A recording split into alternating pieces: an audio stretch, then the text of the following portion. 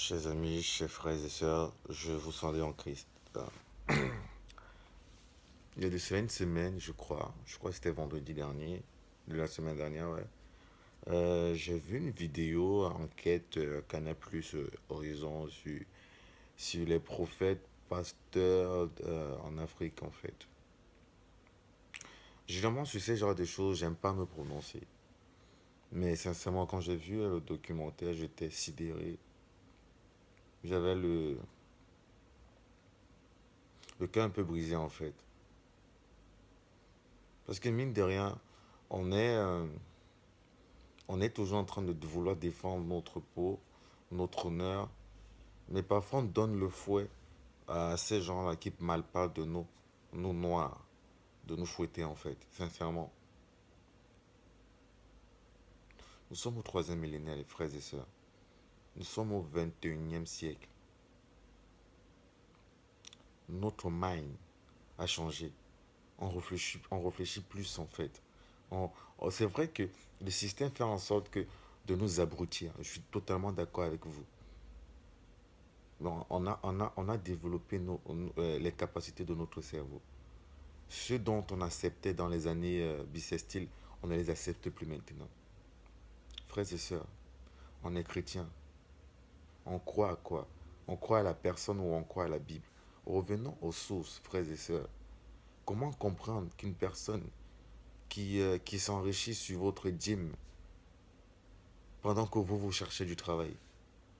Comment comprendre que vous allez voir un soi-disant prophète? Je n'ai rien contre eux, hein. Je ne suis pas dans le jugement. Ma vidéo ne sera jamais dans le jugement. Désolé si la caméra elle bouge beaucoup. Je suis désolé. C'est avec vraiment la colère. Normalement, un chrétien ne devrait pas ressentir cela, mais c'est avec cette colère. Non pas parce que de voir ce documentaire, mais c'est de voir nos mamans, nos grands-mamans se faire berner et se faire leurrer pas des gens comme ça. Je ne vais pas les insulter. Pas des gens comme ça. J'ai vu un documentaire où il y a une maman, ça vraiment, je dis, ça m'a fait mal. Il y a une maman qui allait, ça fait quoi, 4 ans qu'elle fait que suivre ce monsieur, parce que elle veut que son fils devienne professionnel, et ce monsieur lui a dit que l'année prochaine il sera professionnel. L'année prochaine est arrivée, il n'a jamais traversé, il n'a jamais rien fait. Il lui a dit non, c'est le diable qui essaie de jouer, qui fait ceci, qu'il faut continuer, et qu'il faut toujours donner les dîmes. Donc chaque fois qu'elle allait donner les dîmes de 100 000, les dîmes de 50 000, une maman qui vend à la sauvette. Quand même, soyons un peu raisonnables. Et ce qui est bizarre, c'est que toutes ces choses sont écrites dans la Bible, frères et sœurs. Arrivé au dernier temps, il y a des hommes qui font des soins, de la magie comparable au miracle de Jésus. C'est écrit, frères et sœurs. Comment nous pouvons encore tomber dans ce genre de choses, en fait? Voilà pourquoi quand moi on me pose la question de quelle obédience je suis, je dis juste que je suis chrétien, point barre. Je lis ma Bible. Je lis ma Bible. J'essaie de lire ma Bible. J'essaie de la comprendre. J'essaie de mettre en application ce qu'elle dit. Je ne veux pas qu'il soit bien ou pas, hein. Je n'aime pas aborder sans essayer de comprendre la philosophie d'une autre personne. Je préfère moi lire et me faire ma propre philosophie, échanger avec des gens. Il m'arrête des fois d'aller dans des conférences, de ne pas être d'accord, de donner mon point de vue et de discuter en fait. Pourquoi nous ne voulions pas discuter? Pourquoi nous, Africains, cherchons toujours la facilité? Toujours croire que si on est pauvre, c'est à cause de Dieu, si on est riche, c'est à cause de... C'est bien sûr nos actes que nous posons qui puissent faire en sorte que nous devenons riches ou pauvres. Je suis d'accord avec ça. Mais toute gloire, toute richesse vient du Saint-Esprit. Je suis totalement d'accord avec ça. Mais comment comprendre qu'une personne qui vous prétend dire que le Seigneur va vous bénir et tout ça, et qu'il lui se nourrit de vos dîmes? Et il va même plus loin. Il va même plus loin. Il vous dit, et il vous vend des livres, des secrets de réussite. Des secrets de réussite. Comment vendre? Si tu es prophète, donc tu es censé parler de la part de Dieu. Tu es censé parler de la part de Dieu. Tu n'es pas censé vendre le message de Dieu. Soyons au moins un tout petit peu intelligents, frères et sœurs. Moi, dans une église où il y a déjà vente, je n'entre plus. Dès que moi j'entends vente, je n'entre plus. Dès que j'entends dans une église, on vend ceci, on vend l'eau de bénédiction, on vend ceci, on vend... J'ai vu même des gens soigner, dire qu'ils soignent le sida avec les intesticides. Soyons sérieux. Le Seigneur seul peut faire ça, pas un homme. C'est vrai qu'il y a un adage qui dit Dieu- que, euh, que Dieu passe par l'homme pour faire l'homme. Je suis d'accord avec ça. Je suis d'accord avec ça. Mais il y a des signes. Je ne dis pas que tous ces pasteurs, tous ces prophètes sont des faux pasteurs ni des faux prophètes. Faut pas chercher à trouver la faille dans ce que je dis. C'est pas ce que je dis. Je dis, on reconnaît le bon fruit, on reconnaît le bon arbre, l'arbre, le bon arbre a son fruit. C'est vrai qu'il y a souvent les mauvais arbres qui donnent des bons fruits, mais faisons très attention, ayons un peu l'esprit du discernement, l'esprit critique. C'est vrai que la religion est dogmatique, je suis d'accord avec ça, mais parfois certains faux pasteurs, certains faux prophètes utilisent cela pour berner la population. Chers frères, chers sœurs, revenons aux bases. Et la base, c'est quoi? C'est la Bible. C'est la Bible. Si ces pasteurs sont vrais ou sont faux, ils rendront compte à Dieu. Moi, je n'ai rien contre eux. Moi, je veux même pas en parler. Je suis en train de crier ma tristesse, mon cri de cœur à nos mamans, à nos papas qui se font dépouiller à la gloire et la richesse de ces personnes. Arrêtons de nous laisser berner par ces gens-là. Restons chez nous si on veut. Allons dans une église si on veut. Mais ce n'est pas l'église qui sauve. C'est la foi qu'on a dans nos cœurs qui nous sauvera. Et il est aussi écrit dans la Bible, mon peuple périt faute de connaissance. Lisons la Bible. Confrontons nos idées. Essayons de comprendre ce que la Bible elle-même veut nous faire comprendre. Moi, je suis chrétien. Je suis fier de l'être. J'aime pas beaucoup lire, mais je commence déjà à lire la Bible. J'aime pas me laisser impressionner par ce que tel ou tel dit, parce que parfois ils disent des choses et ils sortent du contexte. Comment comprendre qu'un prophète nous dit, un prophète africain nous dit, je suis fier parce que j'ai un jet privé, je voyage comme je veux, nanani nanana, et qui va aux États-Unis, on le voit dans une réunion où il apprend à ses, comment on les appelle là, à ses hôtesses comment, comment convaincre, comment convaincre. Il donne des stratégies aux gens, à ses hôtesses, de comment convaincre. Quand tu vois ça, tu vois que l'essentiel chez lui, ce n'est plus la prière de Dieu, c'est plus la prière, ce n'est plus la parole de Dieu, c'est comment prendre le cœur des gens. Moi, quand j'aborde des gens dans le domaine de la religion, moi, ma prière, c'est de savoir, c'est de dire, Seigneur, utilise ma bouche pour que tout ce qui sort de ma bouche soit ce que toi tu veux. Tu vois ce que je veux dire? Moi, mon but, ce n'est pas de dépouiller. Moi, mon but, ce n'est pas de convaincre. C'est de laisser le Seigneur m'utiliser pour cette personne. Si ce que je dis sert à la personne, tant mieux. Si ce que je dis ne lui sert pas, mais je sais que ça va servir parce que tout prend son temps, mais finit toujours par arriver. Chacun a son cheminement avec le Seigneur, en fait. Moi, je ne suis pas un bon parolier, je ne sais pas parler, je ne sais pas utiliser des choses. Moi, je suis quelqu'un de très direct. Quand j'ai des choses à dire, je préfère le dire directement, en fait. En habillant un peu, bien sûr, mais je sais le dire directement, en fait. Donc, en voyant cette vidéo, j'avais très mal.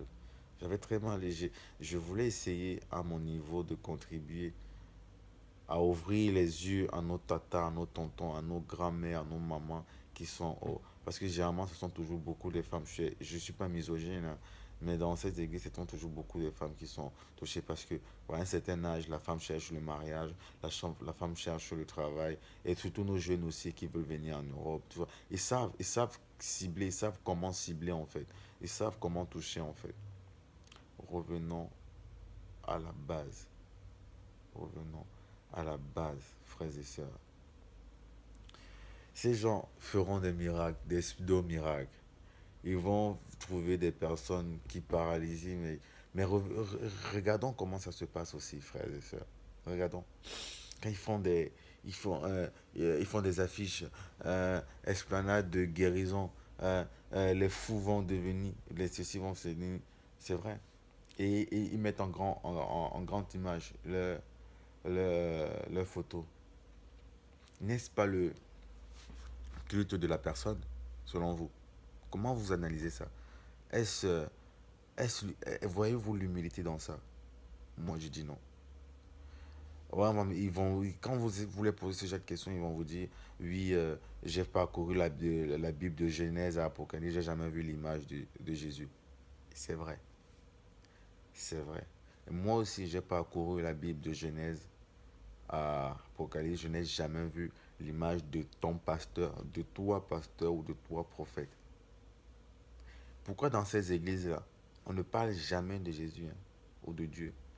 Ouais, ils vont dire oui, je te délivre au nom de Jésus. C'est vrai, mais ils sont toujours en train de parler de démons, de diable, démon, diable, démon, diable. Ils ne font jamais l'évangélisation. Ils n'éduquent jamais. S'ils éduquent, c'est de dire, c'est de parler. Tout aura trait à l'argent, trait à leur livre, trait à l'épanouissement, comment dire, à l'évolution de l'église, de leur temple. C'est ça. Je vais citer aucun nom. Mais je sais que toi qui vas regarder cette vidéo-là, après ça, tu iras voir les vidéos. Je ne suis pas comme d'autres qui les décrivent, qui les jugent, faux pasteurs, comme beaucoup le font. Je ne juge personne. Parce que l'un des commandements de Dieu, c'est tu ne jugeras point. Le jugement, là, c'est Dieu seul qui est habilité à le faire. Moi, je veux juste vous faire voir des trucs. Et après, hum, chacun prendra sa responsabilité. Oh. C'est ce que moi je dis. Donc, je reviens à mon histoire. Chez eux, il faut toujours les voir. Ils sont toujours très bien habillés. C'est bien, hein. Toujours très bien habillés, très fringants et tout ça. Ils ont des voitures de luxe, ils sont bien. Toi, ils te demandent de venir donner. J'ai vu. Non, mais là, il faut que je vous parle de ça. J'ai vu une vidéo où un monsieur, il vend de l'eau minérale. Je ne sais pas si c'est de l'eau minérale ou c'est de l'eau de source ou bien c'est de l'eau de quoi. Il se met au plateau, il dit, ouais, les 10 premières personnes avec une dîme de 10 000, ouais, ils vont prendre ça et tout ce qu'ils demanderont sera accompli. Non mais Seigneur, dites-moi où dans la Bible on nous demande de vendre des miracles. Dites-moi où on vend des miracles. Sincèrement. Je vois nos mamans courir, courir. Et dès que les personnes ayant 10 000 sont finies, il dit oui, les prochaines personnes avec 500 000, venez prendre. C'est quoi ces histoires, Seigneur Jésus? C'est quoi ça? Il est temps vraiment que tu reviennes. Il est temps. Le pire des choses, des fois, ces personnes qui courent après ces hommes comme ça sont des gens qui sont pieux, entre guillemets, qui lisent la Bible. Mais je n'arrive pas à comprendre comment ils se laissent berner par ces personnes-là. Une personne qui, soi-disant, a de l'argent, a ceci, a cela, soi-disant connaît bien la Bible, devrait savoir que les miracles de Dieu ne se vendent pas. Quand on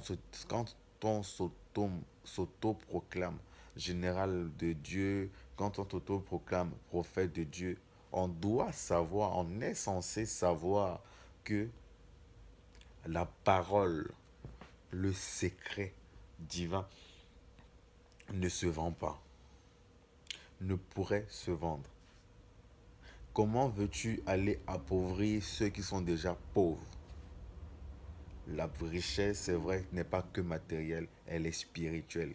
Mais l'enseignement de la spiritualité est gratuit parce que le Seigneur Jésus s'est livré pour nous et il l'a fait gratuitement. Il a fait don de sa vie. C'est quoi faire don de sa vie?